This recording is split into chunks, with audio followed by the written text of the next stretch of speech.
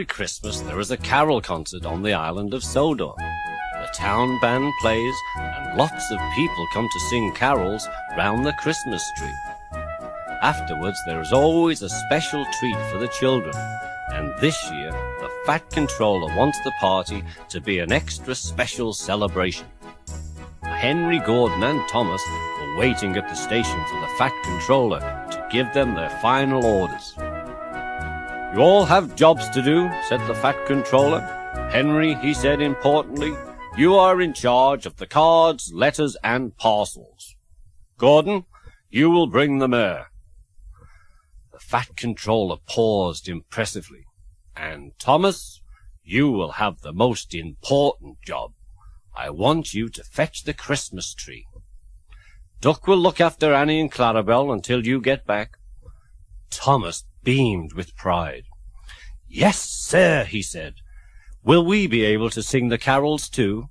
"We'll see," promised the Fat Controller. "Why should Thomas go?" grumbled Henry. "He can't do anything a splendid green engine like me couldn't do." "Nor me," agreed Gordon. "Anyone would think he was special or something." But Thomas didn't care what they said. He had been picked for the most important job. "You're only jealous," he said, and he shut his eyes and went to sleep. Next morning, Thomas set off to fetch the Christmas tree. It would be nice to sing carols again, he sighed as he puffed along on his important mission. "I mustn't be late," he thought. The Fat Controller was relying on him. But it had been snowing again. Large snowdrifts lay ahead. Thomas was not wearing his snowplow. He whistled bravely and tried to make his way through.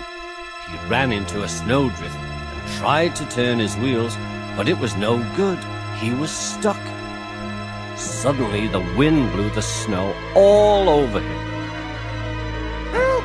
Help!"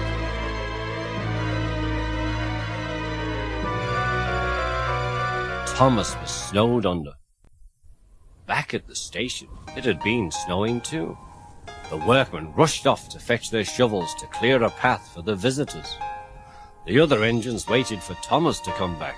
They waited and waited. "Perhaps he's stuck in a tunnel somewhere," suggested Gordon. Henry let off steam indignantly. "Pooh!" he said. "He's much more likely to have been turned onto the branch line." "It could have run into a cow," suggested Donald. "Silence!"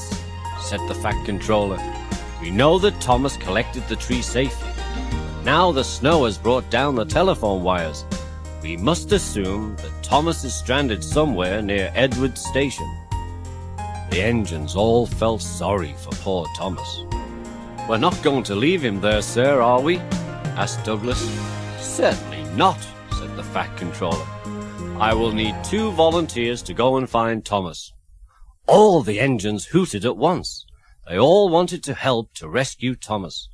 The twins, Donald and Douglas, were chosen for the job. Quickly the men fetched the snowplows, and the driver and fireman checked each one to see that everything was ready for the journey. Soon Donald and Douglas set off to the rescue, feeling cold but confident. "Good luck," the other engines whistled as the twins left the yard. At the junction they met Toby, Percy and Duck. "The Fat Controller has cancelled all trains until Thomas is found," said Duck, "so take care." "Come back safely with Thomas and the missing Christmas tree," added Donald and Douglas puffed bravely on. The snow was getting thicker now. They struggled through Edward Station. Donald wanted to stop for a rest. Douglas wouldn't let him. "What if Thomas is lying hurt somewhere?" he said. Great snowdrifts lay. "What's that?" hissed Douglas. "I can hear something." Very faintly there came a muffled cry. "Help! Help!" "Probably the wind," insisted Donald. "No, listen," said Douglas.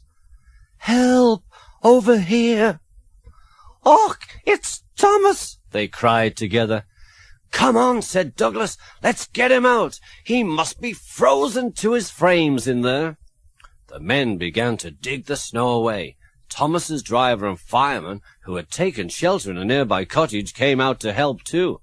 It was not long before they had dug Thomas and the missing Christmas tree out of the snow. He was pleased to see the twins, but he was feeling cold and miserable. The men coupled him up behind Donald and Douglas, and they all set off on their journey home. When the engines arrived at the station, everyone gave Thomas such a warm welcome that he began to feel quite cheerful again. And the mayor and visitors came crowding in. Everything looked splendid. The Fat Controller stood in front of the engines. "As a reward for all your hard work today," he said, smiling, "you may go and enjoy the carols. Be quick now." "Yes, sir," said all the engines. "Wheesh!" said James, letting off steam because he was so pleased. The Fat Controller paused. "Kindly remember that this is a special occasion. Be on your best behavior, and I want no, wheeshing, please." The engines took their place at the carol concert. "1, 2, 3, boomed the Fat Controller, and suddenly, as if by magic, the station was flooded with light. And there was the Christmas tree, decorated with colored lamps, stars, and lights. Then the Fat Controller shouted 3 cheers for Thomas the Tank Engine and his friends, and everyone clapped and cheered. The engines were delighted. James was so excited that he let out a great wheesh. Everyone laughed, and this time not even the Fat Controller seemed to mind very much. Suddenly there was a strange whirring noise. It seemed to come from the sky, and there, with his landing lights shining brightly, was Harold the helicopter. He came down gently in the snow, and out stepped a figure wearing a red cloak. Everyone cheered. It was Father Christmas. He handed out presents to all the children and thanked the engines for rescuing Thomas and saving the missing Christmas tree. "Happy Christmas, Thomas, and to all your friends," he said. The carol party was a great success. Afterwards, Thomas and Percy went back to the shed together. "It's no fun getting stuck in the snow," whispered Thomas to Percy, "but it was worth it for the party. Happy Christmas, Percy. Happy Christmas, everyone."